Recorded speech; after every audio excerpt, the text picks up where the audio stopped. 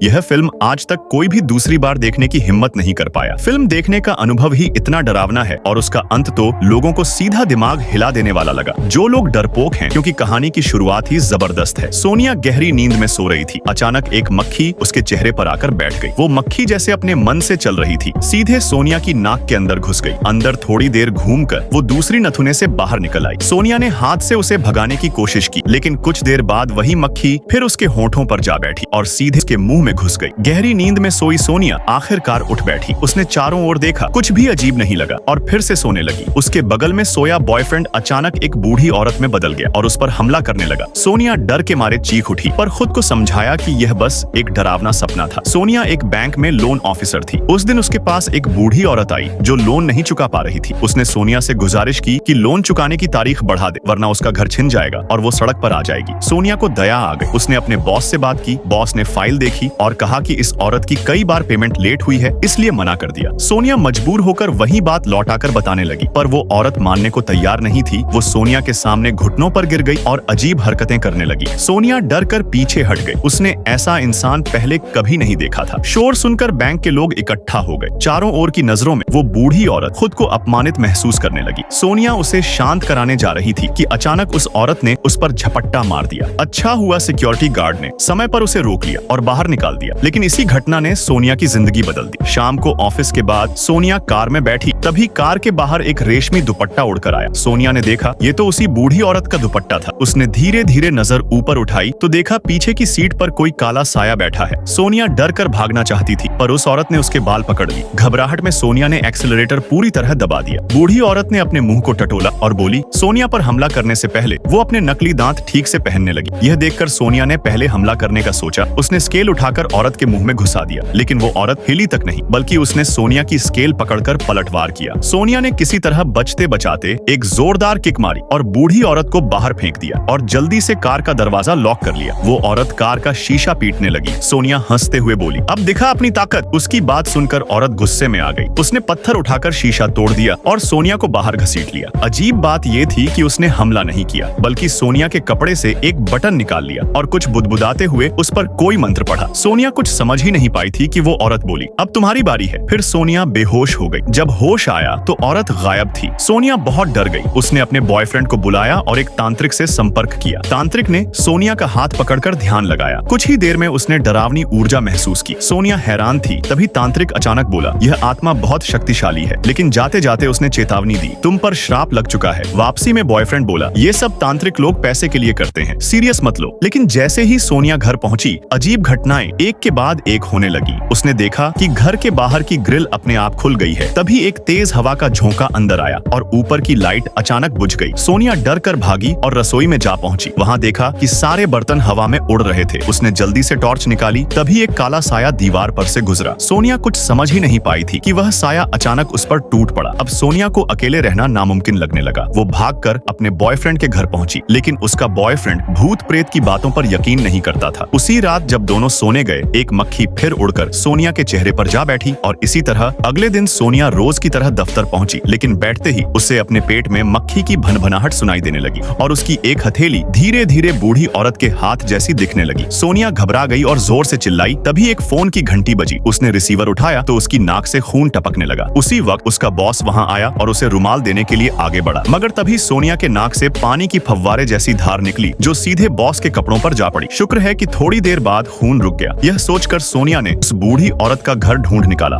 ताकि वह श्राप खत्म करने की विनती कर सके, मगर दरवाजा खोलने वाली एक युवती थी जिसने कहा, मैं दादी की पोती हूँ, और बोली, दादी ने पहले ही कहा था कि तुम यहाँ जरूर आओगी। सोनिया अंदर गई, देखा वहाँ कई लोग बैठे हैं। उसने दीवार पर टंगी तस्वीर देखी और तुरंत सब समझ गई। वो बूढ़ी औरत तो पिछली रात ही मर चुकी थी। सोनिया डर के मारे पीछे हटने लगी, मगर पैर फिसला और वह सीधी उस औरत की लाश पर गिर पड़ी। इसके बाद सोनिया फिर से तांत्रिक के पास पहुंची, जिसने कहा, शायद कुछ जानवरों की बलि देकर श्राप तोड़ा जा सकता है। सोनिया ने कहा, मैं बहुत दयालु हूँ, किसी जानवर को नुकसान नहीं पहुंचा सकती, पर हालात ऐसे बने कि उसने एक बिल्ली को दफना दिया। तभी उसका बॉयफ्रेंड आया और बोला कि उसने उसके माता पिता से मुलाकात तय की है। सोनिया को लगा कि बिल्ली की बलि से सब ठीक हो गया, लेकिन खाने के दौरान उसे अपने कानों में अजीब आवाजें सुनाई देने लगी। यहाँ तक कि मिठाई में भी एक आंख निकल आई। सोनिया ने डर छिपाते हुए पानी का गिलास उठाया, पर जैसे ही उसने पिया, उसे जोर का खांसी का दौरा पड़ गया और बॉयफ्रेंड के माता पिता को लगा कि सोनिया सोनिया पागल हो चुकी है। सोनिया फिर तांत्रिक के पास गई और बोली, बिल्ली की बलि दी फिर भी फायदा नहीं हुआ। तांत्रिक बोला, मैंने तो कभी कहा ही नहीं कि यह जरूर काम करेगा। उसने कहा, कल श्राप का आखिरी दिन है, अगर हल नहीं मिला तो तुम खत्म हो जाओगी। तभी उसे एक और आदमी याद आया। बोला, उसकी शक्ति मुझसे ज्यादा है पर वो बिना पैसे कुछ नहीं करेगा, और उस आत्मिक गुरु से मिलने गई। उसने कहा, मैंने सालों पहले उस दुष्ट आत्मा से लड़ा था लेकिन वो बच निकली थी। मैं यहाँ इतने सालों से इसी का इंतजार कर रहा था। फिर उसने सबको एक हॉल में ले जाकर अपने सहायक को एक बकरी लाने को कहा। उसने एक चाकू निकाला और कोई अजीब मंत्र पढ़ा। बोला, जैसे ही आत्मा प्रकट होगी तुम मेरा हाथ इस बकरी के शरीर पर रखना, आत्मा बकरी में चली जाएगी, फिर उसका सिर काट देना, काम खत्म। अनुष्ठान शुरू हुआ। सबने हाथ पकड़कर मंत्र जाप किया। अचानक कमरे में हलचल होने लगी और एक अदृश्य शक्ति उस गुरु के शरीर में प्रवेश कर गई। अब गुरु पर वही दुष्ट आत्मा काबिज थी। तांत्रिक ने बातों से ध्यान भटकाने की कोशिश की और मौके का फायदा उठाकर गुरु का हाथ बकरी पर रख दिया। सहायक ने चाकू उठाकर बकरी का सिर काटना चाहा लेकिन बकरी ने उसके हाथ को काट लिया। अगले ही पल वो आत्मा उस सहायक में चली गई। जैसे ही वह आत्मा सोनिया को पकड़ने बढ़ी, गुरु ने आखिरी बार होश में आकर मंत्र पढ़ा और आत्मा को पीछे धकेल दिया। वह आत्मा जोर से चीखी और सहायक के शरीर से बाहर निकल गई, लेकिन गुरु की जान चली गई। दुष्ट आत्मा सिर्फ भागी थी, मरी नहीं थी। तांत्रिक बोला, अब बस एक ही रास्ता बचा है, श्रापित बटन किसी और को दे दो। श्राप उस व्यक्ति पर चला जाएगा लेकिन उसे फिर कभी शांति नहीं मिलेगी। इसी वजह से तांत्रिक ने पहले यह बात नहीं बताई थी। सोनिया एक रेस्टोरेंट पहुंची और किसी को वह बटन देने के लिए देखने लगी, लेकिन जो भी दिखा कोई प्रेमी जोड़ा था या कोई बूढ़ा व्यक्ति, उसे कोई सही इंसान नहीं मिला। तभी उसने मेज पर रखे अखबार में देखा, उसमें उसी बूढ़ी औरत की अंतिम संस्कार की खबर थी। सोनिया के दिमाग में विचार आया। वो भागकर तांत्रिक के पास गई और पूछा, क्या श्राप मृत व्यक्ति को भी दिया जा सकता है? जवाब मिला, हाँ बिल्कुल। सोनिया ने अखबार से पता निकालकर उस बूढ़ी औरत की कब्र ढूंढी और खुदाई शुरू कर दी। उसने कब्र का पत्थर तोड़ा और वह श्रापित बटन उसके मुंह में डाल दिया। यह सब करने के बाद वह घर लौटी, गर्म पानी से नहाई और बहुत थकी हुई महसूस की। उसने बॉयफ्रेंड से कहा कि अब कहीं घूमने चलते हैं। सोनिया ने मुस्कुराते हुए अपने नए कपड़े दिखाए। तभी बॉयफ्रेंड ने जेब से एक लिफाफा निकाला और बोला, यह कल रात कार में मिला था। सोनिया यह सुनकर सन्न रह गई।